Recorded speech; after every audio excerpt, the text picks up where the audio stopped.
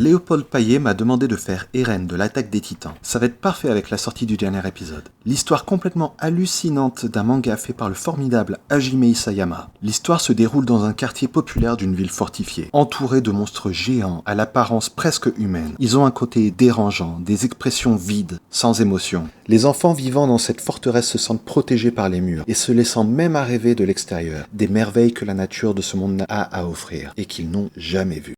Mais un jour, l'horreur s'est engouffrée dans la ville et a changé à jamais ses enfants. Ils ne seront jamais à l'abri. That's impossible. That wall's 50 meters high.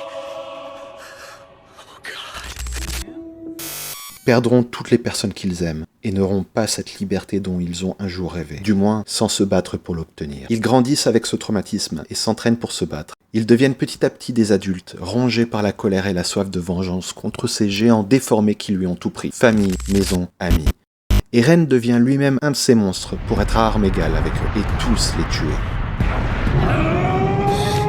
Eren veut éradiquer tous ces géants afin de parcourir la terre librement et faire en sorte que toutes les personnes vivant dans la forteresse puissent vivre libres de la violence, la mort et l'horreur telle qu'Eren l'a connue.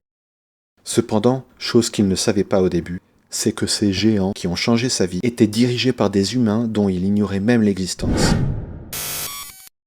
Il pensait être les seuls humains vivants, protégés à l'intérieur de ce qui s'avérait être une prison à ciel ouvert, et dont les géants en étaient les gardiens.